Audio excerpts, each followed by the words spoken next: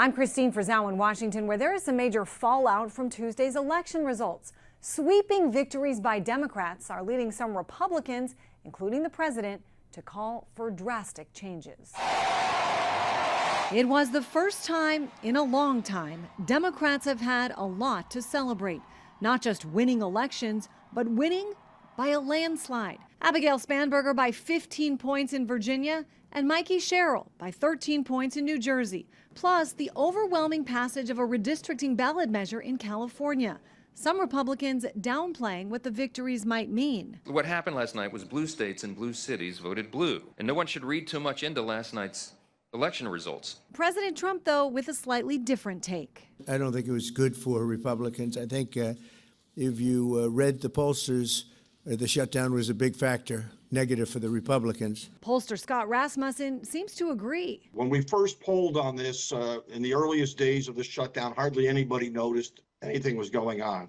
As of yesterday, 44% of voters nationwide say they have been impacted. Voters hate shutdowns and they blame the party in power. President Trump is once again calling on Senate Republicans to end the filibuster rule, which requires 60 votes and not just a simple majority to pass legislation. If you don't terminate the filibuster, you'll be in bad shape. We won't pass any legislation. There'll be no legislation passed for 3.25. We have 3.25 years, so that's a long time. But those short-term gains could spell long-term pain for Republicans if Democrats retake the chamber and use the new rules to pass their priorities, which some fear could expand abortion rights and take aim at Second Amendment rights, among other agenda items. One reason why many Republicans still oppose the so-called nuclear option. Everybody knows, follows our government in this process, that in the Senate, it takes a supermajority. It takes 60 votes to do virtually anything. Exit polling found economic issues were the most important issues for voters. Some Republicans say if they focus more on bringing down costs, they could fare much better in next year's midterm elections. I'm Christine Frizzell reporting. I'm Matt Gelka in Washington. Very different brands of Democratic politics had big election night victories. The question is now, which way does the party go? The next mayor of New York City, Democratic Socialist Zohran Mamdani, vowed to deliver on left-wing affordability promises like raising taxes on the wealthy to pay for free transportation, rent stabilization, and cheap childcare in the city. I am a Democratic Socialist. And most damning of all, I refuse to apologize for any of this. Mamdani's unapologetic socialist views have already made him a target of President Trump. The president has repeatedly threatened to defund New York City if Mamdani won. The decision facing all Americans could not be more clear. We have a choice between communism and common sense. Republicans are eager to make Mamdani and socialism the new Democratic brand, and they're already launching ads. Zohran Mamdani is without a doubt the biggest win for socialism in the history of the country, and it is the biggest loss for the American people. Your city could be next. Stop socialism, stop Democrats. In New Jersey and Virginia, two very different Democrats than Mamdani convincingly won governorships. Moderates Mikie Sherrill in New Jersey and Abigail Spanberger in Virginia also ran on cost of living issues while staying closer to the center.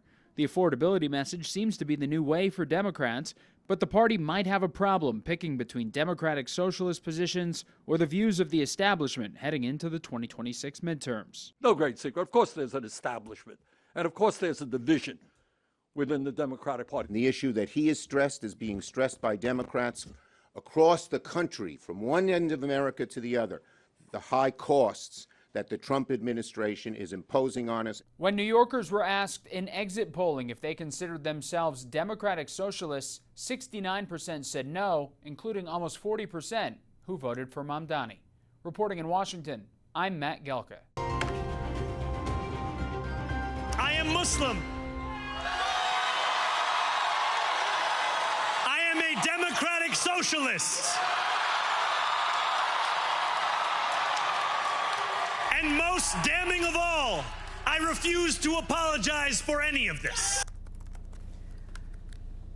After wins from far-left Democratic and Socialist candidates, there are growing concerns the Democrat Party has taken a major turn that will cause wide divisions and perhaps even big defeat for the party in the midterms. And joining us to discuss is president of RMG Research, pollster and analyst Scott Rasmussen. Scott, thanks so much for joining us this morning. We appreciate it. First of all, your thoughts overall about what happened last night. What does this mean also for the Democratic Party, do you think, moving forward?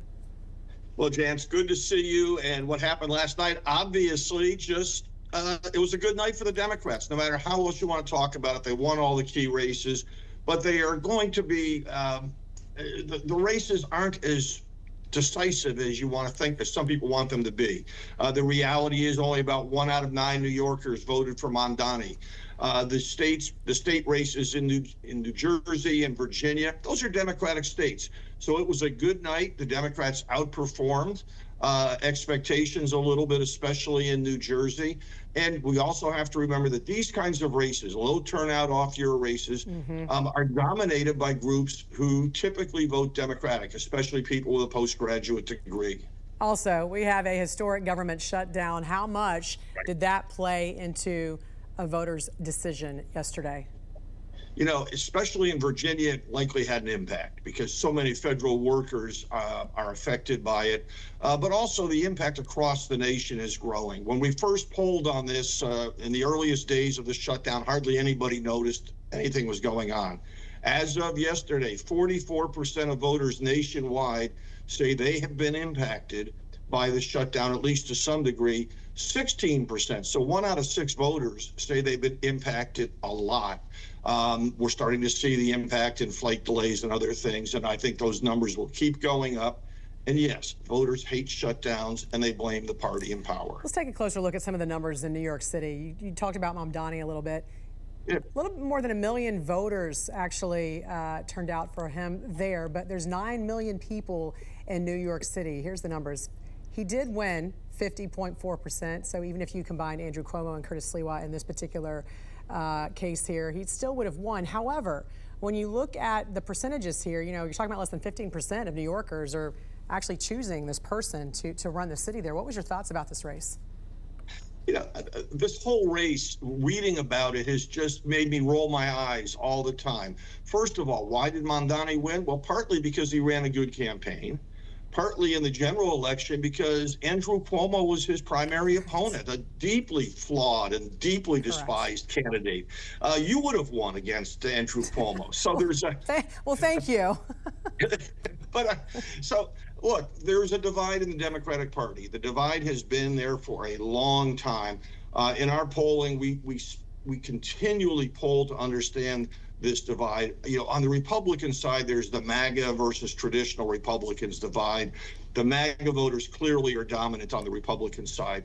But in the Democrats, there's the moderate, there's the Chuck Schumer wing, the old school Democrats, and then there's the new rising progressive Democrats.